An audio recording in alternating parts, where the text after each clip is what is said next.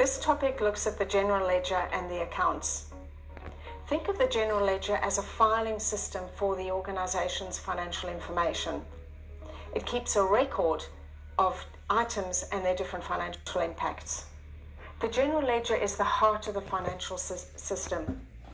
In its simplest form, think of it as a database of financial information that's recording both the impact and the flow of transactions as they occur. The general ledger is comprised of accounts, and each account will keep a record of a different financial impact or a different financial result. So we can create a number of accounts depending on how detailed and how granular the information is that we want to keep. Those accounts are grouped into the 5 categories or the 5 elements that we referred to in previous video. So each of the accounts falls into one of those 5 elements that we've got, and this enables those accounts to then be translated into the financial statements, the income statement and the balance sheet. A way to visualize accounts is to think of your own bank statement. Essentially, only 2 things can happen to an account. It can increase in value or it can decrease. We use the names debit and credit, but don't get bogged down by those names. Just think of increases and decreases. And that same mechanism that we see in our bank account of increase and decrease, an opening balance, increase, decrease, and a closing balance, that same mechanism is happening with each account in the general ledger. So each account is either increasing or decreasing by means of that debit credit mechanism. Those closing balances that we have at the end form the balances that we will then produce into our financial reports. When a transaction occurs within an organization, we need to do a coding.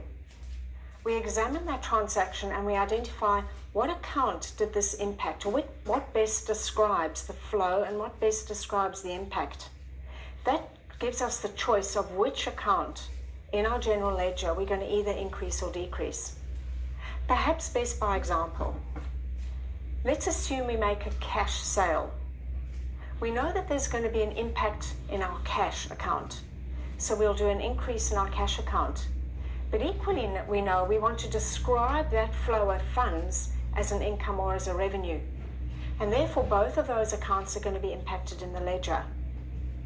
That illustrates another principle that you would have read about in your text, that of double entry. And that's been a method of accounting that's been in place for several hundred years. What it says to us, that with each transaction, we create 2 impacts in our general ledger to 2 different accounts.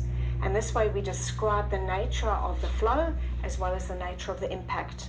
So in that sales example, the nature of the impact was an increase in cash, and the description of the flow was that we called it revenue. Let's look at a different one. Let's say we pay wages and we pay that from cash.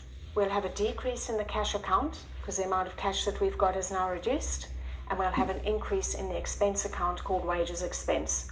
So we've got that double impact, and our general ledger is now keeping a record in both of those accounts. That mechanism, it's a mechanism of recording the impact in those 2 accounts. Again, either increase or decrease, that's all that we can do to our accounts in the general ledger. Another point to note with our ledger, just like our bank account, it's both a transaction history and a closing balance. So we can always go back and look at what we have done, not only what our final position is. That same mechanism is in our general ledger.